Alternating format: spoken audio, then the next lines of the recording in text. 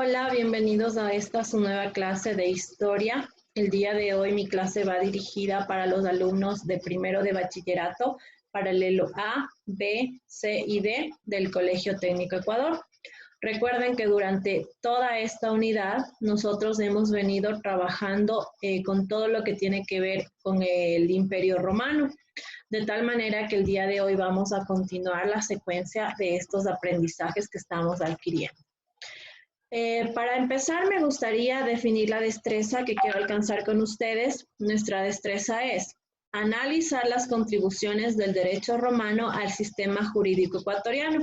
Es decir, vamos al final de toda esta explicación a hacer un pequeño análisis de cuáles son los aportes que Roma nos ha dejado a nosotros en nuestro sistema jurídico ecuatoriano. Para poder alcanzar esta destreza, les voy a citar 4 puntos importantes que vamos a estudiar.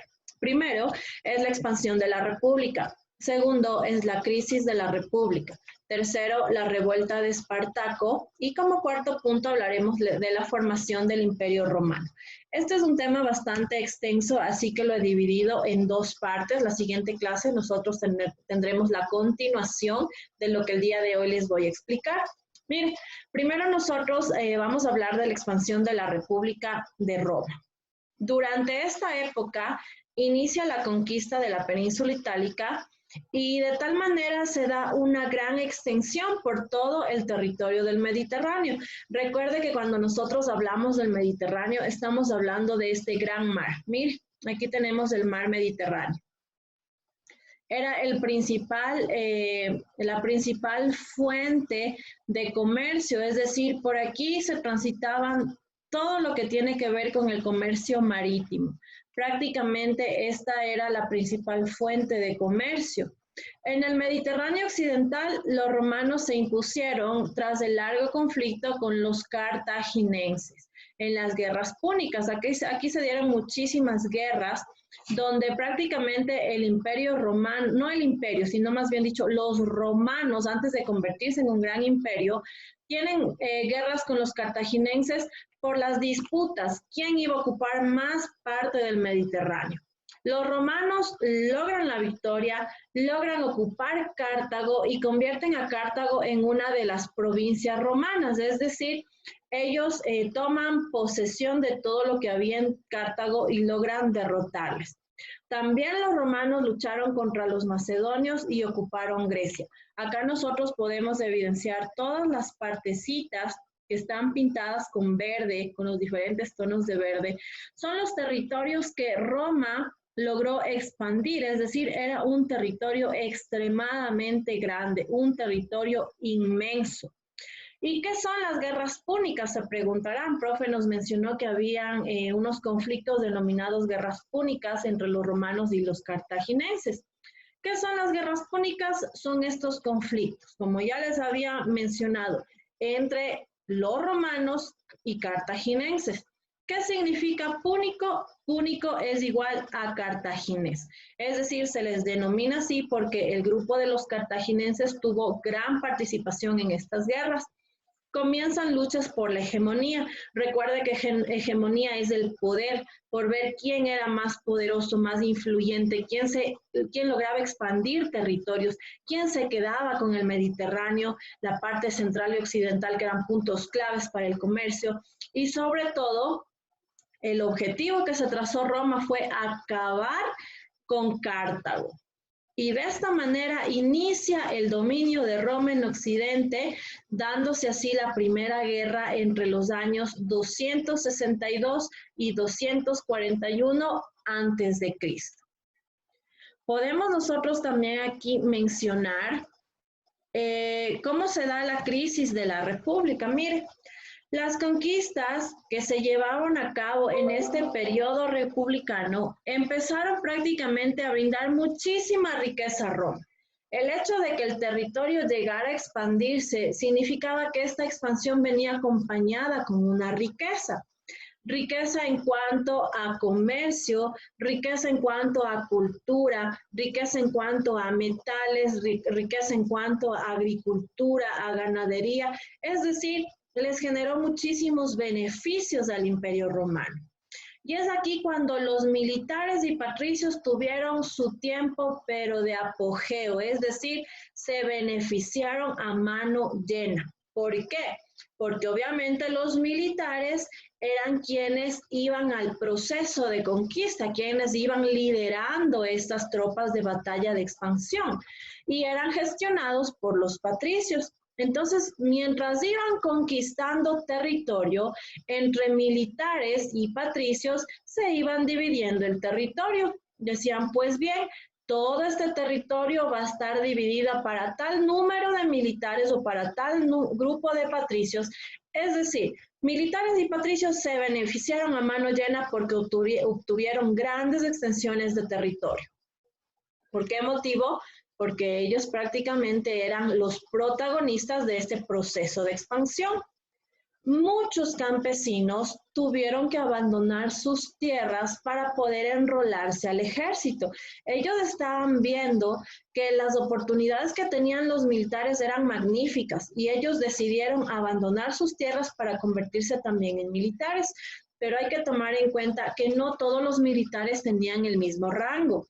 Los militares, que eran personas pertenecientes a la clase social de los patricios, de los nobles, ellos tenían una jerarquía muy elevada. Y los soldados, las personas que se enrolaban en el ejército siendo así campesinos, agricultores, herreros, es decir, gente del pueblo de una clase social media, ellos no tenían todos los beneficios que tenían los militares de la clase social alta. Es decir, ellos eran considerados solamente como la tropa, la parte que iba a hacer frente entregando sus vidas, más no, nada más. Entonces, mire, se dio una gran desigualdad social. Esto provocó una serie de revueltas. La gente empezaba a protestar y decía, pero ¿por qué? Si nosotros hemos colaborado, nuestros esposos se han ido a luchar a la guerra, ¿por qué a ellos no se les entrega gran extensión de terreno como lo están obteniendo los militares de la cúpula y los patricios? Y esto generó un gran descontento, generó muchísimos levantamientos, como por ejemplo la de los hermanos Graco. Estos hermanos tenían una visión de igualdad, de libertad, y ellos generaron muchísimas revueltas. ¿Qué pedían? Pedían un reparto justo, un reparto equitativo de la riqueza. Por ejemplo, acá también podemos mencionar al esclavo, al gladiador Espartaco. Espartaco lideró una de las revueltas de esclavos la más importante, se podría decir, en toda Roma. Recuerde que Espartaco no fue esclavo toda su vida, él fue un hombre libre, pero por haber desertado del ejército, se le condenó a él a vivir en la esclavitud. Y como era un hombre muy preparado en todas las estrategias de guerra, él vio la oportunidad. Y recuerde que antes un esclavo era prácticamente, un gladiador, que era un esclavo que peleaba para deleitar a las grandes masas de personas, para entretener, era considerado una baratija prácticamente.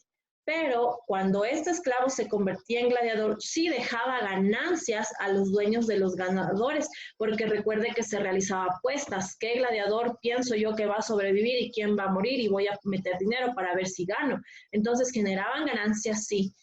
Y Espartaco aquí ve la oportunidad de poder organizar una revuelta de esclavos que lograron obviamente escapar, y bueno, es la historia bastante larga. Yo les invito a ustedes a ver documentales de History Channel que son muy buenos, muy importantes, y nos van a relatar cómo fue la vida de Espartaco. Ante esta situación, el Senado, como veía muchísimos inconvenientes de revueltas, de levantamientos, de protestas, al Senado, que eran los magistrados, recuerde usted, magistrados más antiguos que ocupaban este puesto, no les quedó de otra que entregar el poder a varios jefes militares. Ellos dijeron, perfecto, nosotros hemos perdido autoridad. Ustedes militares que están generando este proceso de expansión son los héroes del pueblo, así que les entregamos el poder en sus manos. Nosotros desertamos porque no vamos a poder con todas estas revueltas. Recuerde que en este proceso vivían prácticamente un estado basado en la república. donde había muchísimos funcionarios que nosotros ya vimos, el cónsul, los cobradores de impuestos, del Senado, entre otros. Ellos no, se les salió el control de las manos y entregaron rápidamente a los militares. Pero los militares, en su ambición de ser los superpoderosos, los líderes, las personas que estén al mando, empezaron a pelearse entre sí, generando varias guerras civiles. Sabemos que una guerra civil es un conflicto armado que se da dentro de un mismo territorio. Y se dieron estos roces. Y en el año 48 a.C., uno de los jefes militares, Julio César, asume todo el poder. Él decide enfrentarse al Senado. Obviamente empezó un proceso de gobierno tomando nuevamente las riendas, tratando de redireccionar a todos los habitantes romanos, pero lamentablemente fue asesinado por las personas que no estaban de acuerdo con su forma de gobierno. Después de llegar al poder, fue sucedido por su sobrino Octavio. Este sobrino, Octavio, fue prácticamente su hijo adoptivo. Fue hijo de su hermana y él quedó huérfano desde muy niño, desde muy pequeño. Por lo tanto, le adoptó, le crió como su propio hijo y al estar ellos muy estrechamente vinculados, Julio César empezó a darle todos los lineamientos de gobierno, a transmitirle un poquito de conocimiento. Entonces, a la muerte de Julio César, Octavio decide regresar inmediatamente para tomar posesión del poder.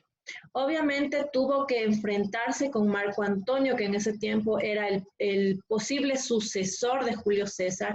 Realizó un enfrentamiento muy fuerte y finalmente Octavio se quedó con este puesto. Enfrentó a sus rivales y estas guerras marcaron el fin de la República. Es decir, el Senado ya no podía sostener más este gobierno, los magistrados ya no podían estar a la cabeza porque habían perdido muchísima oportunidad, porque ellos aprovecharon y a manos llenas estaban llevando todo el esfuerzo del ejército que también estaba integrado por gente del pueblo. De tal manera que tuvieron ellos que dejar de lado este gobierno republicano y aquí es cuando aparece el gran imperio romano. ¿Quién era ahora la máxima autoridad? El emperador. Nace la primera figura de emperador en Roma. Mire, esta guerra civil finaliza en el año 31 a.C., con la victoria de Octavio. Octavio era un hombre muy inteligente, muy estratega, era un hombre prácticamente educado por un militar de la alta cúpula, por su tío Julio César, por lo tanto era muy inteligente. A él le entregan el título sagrado de Augustus. ¿Qué quería decir? Que a una persona le den el título de Augustus era prácticamente cubrirle con un manto de superioridad divina. Quiere decir que todo lo que él hacía estaba bajo la protección de los dioses. No había absolutamente ninguna persona, ninguna ley, nadie que vaya por encima de él porque él estaba prácticamente protegido por los dioses. Lo que él decía, eso era ley, eso se hacía y nadie podía contradecir. Poco a poco, Octavio Augusto, como se le conoció, fue asumiendo todos los poderes. Asumió el poder de jefe del ejército, empezó a manejar el ejército, empezó a impartir justicia, empezó a crear leyes y empezó incluso a manejar la religión. Recuerde que él era un Augustus, era un divino, tenía toda la potestad de hacer lo que él quisiese. Obviamente pasamos de un sistema republicano nuevamente a un sistema con la figura de un emperador, una figura monárquica. ¿Y qué sucede? Así, con todos estos parámetros, Octavio Augusto se convierte en el primer emperador romano. Lo primero que él hizo es organizar un ejército poderosísimo. ¿Por qué? Porque dijo, necesito seguir ampliando territorios, necesito tener yo también protección, de repente alguien vaya a quererse venir por encima mío, necesito protección, para eso necesito un ejército bien puesto, y permitió que Roma, al convertirse en un imperio, viva una época de estabilidad y de paz. La gente gozó de muchísima estabilidad. Esto se le conoce como el periodo de la paz romana. Se da básicamente en los siglos I y II. ¿Por qué I y II? Porque estaba recién naciendo el Imperio Romano. Antes era simplemente una civilización. Ahora tomó un poder tan grande, tan enorme, que ahora era conocido ya como el imperio. Aquí inicia la vida de Roma en cuanto al imperio en el siglo I y II, y esta época fue conocida como la época de la paz romana. Se vivió un clima de seguridad que era garantizada por un ejército muy poderoso. Roma vivió su momento de máximo esplendor, se convirtió en una gran ciudad llena de riqueza. Miren la ilustración, podemos nosotros observar prácticamente cómo el pueblo vivía sin necesidad, tenían todo al alcance, tenían una buena economía, eran comerciantes, es decir, no había mayor problema en este aspecto. La economía empezó con un crecimiento muy grande. Permitió el crecimiento económico, intercambio de mercancías. Fue una época muy buena, apogeo total. Aquí empieza ya la organización del imperio. Ellos dijeron, perfecto, ya no somos una civilización, somos un imperio porque somos grandes, somos enormes, somos poderosísimos. Necesitamos organizar para poder controlar este gran territorio, porque necesitamos administrar todo este territorio. Imagínese un emperador gobernando un territorio extremadamente grande. Usted puede evidenciar en el mapa, mire, era enorme. Por lo tanto, el emperador decide dividir en provincias y en cada provincia poner una persona de su entera confianza. Más o menos como un alcalde, diríamos nosotros, o como un prefecto, como un gobernador, como lo que usted quiera asimilarle. Y obviamente este representante estaba bajo la dirección del rey, rendía cuentas, no al rey, perdón, mil disculpas, al emperador, rendía cuentas al emperador, y de esta manera la organización iba a ser más fácil, más llevadera. ¿Qué es lo que sucede? En las provincias empezaron estos representantes a poner impuestos muy elevados, muy altos. ¿Por qué? Porque con estos impuestos tenían que pagar al ejército y a los funcionarios. Recuerden que el ejército era muy grande, por lo tanto tenían que pagar los sueldos a las personas del ejército y también a los ayudantes del emperador. Las provincias eran las principales proveedoras de alimentos del centro romano. Es decir, el Mediterráneo servía de conexión. Miren, nosotros aquí tenemos una ilustración donde cada provincia está pintada con un colorcito diferente. Todo esto era provincias y prácticamente el mar Mediterráneo quedaba aquí en el centro. Por lo tanto, todo el Mediterráneo era utilizado como canal de conexión entre las ciudades que estaban separadas, obviamente. Era más fácil llegar por mar. Si yo quería llegar de acá hasta acá, era más fácil cruzarme el Mediterráneo que darme toda la vuelta por acá, por tierra, para poder llegar. Entonces, mire cómo era prácticamente un centro muy comercial, eran proveedoras de alimentos.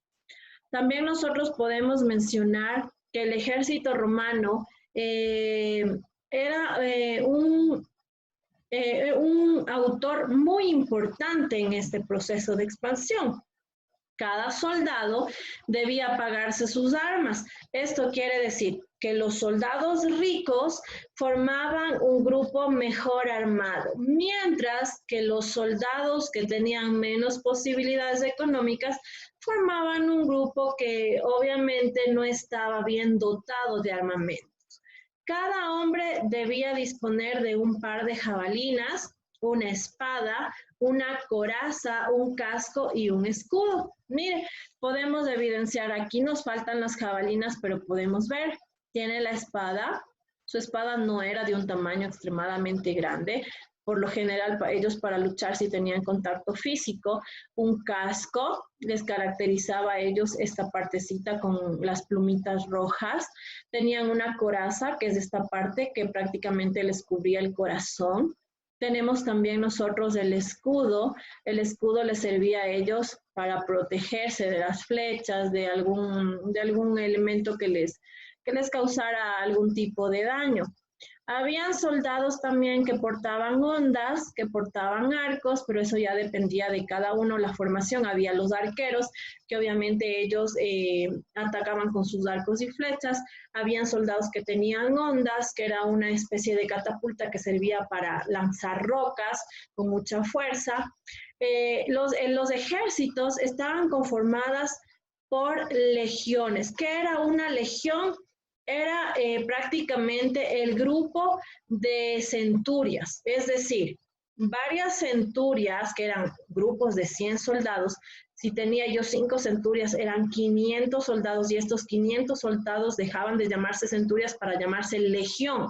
Si tenía yo tal vez 10 centurias, ya tenía yo más número de soldados y dejaba de llamarse centuria para formar una legión. ¿Cuándo se unificaban estas legiones de todas las provincias? Cuando veían una invasión peligrosa que ponga en riesgo la pérdida de territorio o tal vez el declive del Imperio Romano.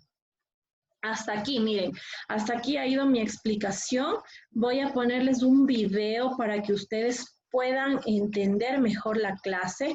Me gustaría que ustedes atiendan, que presten muchísima atención para que puedan después emitir sus comentarios. ¿Listo? Vamos a poner. Atienda, por favor.